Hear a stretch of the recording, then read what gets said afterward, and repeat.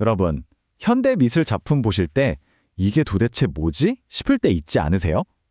왜 어떤 그림은 사진처럼 똑같지 않고 막 일그러져 있고 그럴까요? 오늘 바로 그 궁금증, 그 미스터리를 한번 파헤쳐 보겠습니다. 자, 그럼 본격적으로 시작해 볼까요? 그림이라는 게 뭘 해야 하는 걸까요? 여기엔 크게 두 가지 생각이 부딪힙니다. 하나는 당연히 눈에 보이는 세상을 그대로 옮겨놔야지 하는 거고, 다른 하나는 아니야, 그게 다가 아니야 하는 거죠. 오늘 이야기는 바로 이 두 생각이 꽝 하고 부딪히는 지점에서 시작됩니다. 여기 두 그림이 있습니다. 왼쪽에 있는 풍경화 좀 보세요. 정말 평화롭죠? 마치 창문 밖을 내다보는 것 같아요. 세상을 있는 그대로 비춰주는 거울 같달까요? 그런데 오른쪽 그림은요? 바로 뭉크의 절규입니다. 와, 이건 우리가 보통 보는 풍경이랑은 완전 다르죠? 세상이 막 뒤틀리고 소용돌이 치는 것 같아요. 이건 눈으로 본 세상이 아니라 화가의 마음속에서 터져나온 그야말로 소리 없는 아우성처럼 보입니다. 그러니까 예술이 단순히 세상을 베끼는 게 아니라면 도대체 뭘 하고 있는 걸까요? 네, 바로 이 질문 하나가 미술의 역사를 통째로 뒤흔드는 정말 어마어마한 혁명을 불러일으키게 됩니다. 자, 그 해답은 바로 여기에 있습니다. 예술가들의 시선이 바깥 세상에서 자기 자신의 안쪽, 즉 내면으로 확 돌아선 거죠. 이게 바로 예술계의 코페르니쿠스적 전환이라고 할 수 있어요. 이전까지 예술이 바깥 세상을 거울처럼 재현하는 거였다면 이제는 내면의 세계를 밖으로 표현하는 게 된 겁니다. 더 이상 뭘 봤어?가 아니라 뭘 느꼈어?가 중요해진 시대가 온 거죠. 그러니까 예술은 이제 화가의 마음과 우리 관객의 마음을 이어주는 하나의 다리 같은 역할을 하게 되는 거예요. 화가 마음속에 있던 어떤 감정이 있잖아요. 그게 물감이랑 붓을 만나서 색과 형태로 작품이 되고 우리는 그 작품을 보면서 아, 이 화가가 이런 걸 느꼈구나 하고 공감하게 되는 거죠. 근데요, 감정을 표현한다고 해서 이게 그냥 막 화나면 소리 지르고 슬프면 우는 것처럼 그렇게 단순한 건 절대 아니에요. 영국의 유명한 시인 워즈워스가 이런 말을 했어요. 예술은 강력한 감정이 저절로 흘러넘치는 것이다.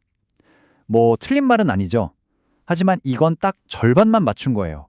왜냐면 진짜 예술은요, 그 감정이 빵 터져나온 바로 그 다음부터 시작되거든요. 생각해보세요. 우리가 그냥 막 소리 지르고 우는 거랑 뭉크의 절규라는 작품 사이에는 엄청난 차이가 있잖아요. 전자는 그냥 감정을 쏟아내는 표출이고요.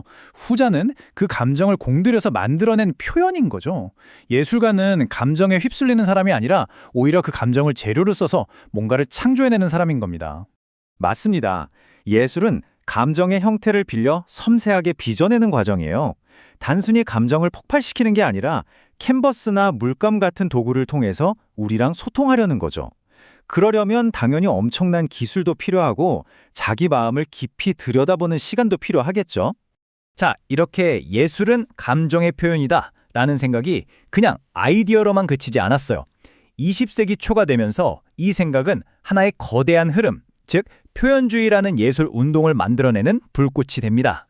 1900년대 초반, 특히 독일과 오스트리아에서 새로운 예술가들이 나타나기 시작했어요. 이들이 바로 표현주의자들이었죠. 이들의 핵심 생각은 뭐였냐? 객관적인 현실? 그거보다 내 마음속 감정이 훨씬 중요해! 였어요. 그래서 일부러 현실의 모습을 비틀고 왜곡하면서까지 자기 감정을 전달하려고 했던 겁니다. 이걸 인상주의랑 비교하면 아주 쉬워요. 인상주의는 햇빛이 반짝하는 순간처럼 바깥 세상에 인상을 포착하려고 했잖아요. 반면에 표현주의는 정반대예요.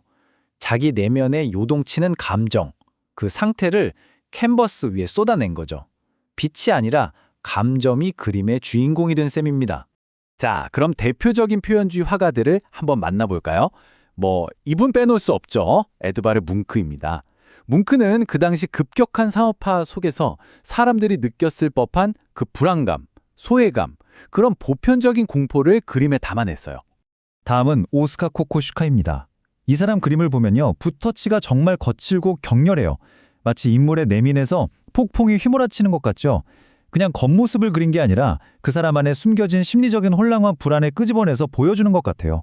그리고 에곤 실레, 이 화가 작품은 정말 강렬하죠. 인물들의 몸이 막 뒤틀려 있고 선이 굉장히 날카롭잖아요. 이걸 통해서 인간 내면에 아주 깊숙이 자리 잡은 불안감이나 욕망 같은 것들을 아주 정직하게, 때로는 좀 충격적으로 드러냈습니다. 자, 그럼 이런 그림들을 볼 때, 와, 진짜 똑같이 그렸다. 이런 기준으로는 평가할 수가 없잖아요. 그럼 도대체 어떤 기준으로 이 그림이 좋은 그림인지 아닌지를 이야기할 수 있을까요? 그래서 당연히 새로운 평가 기준이 필요해진 겁니다.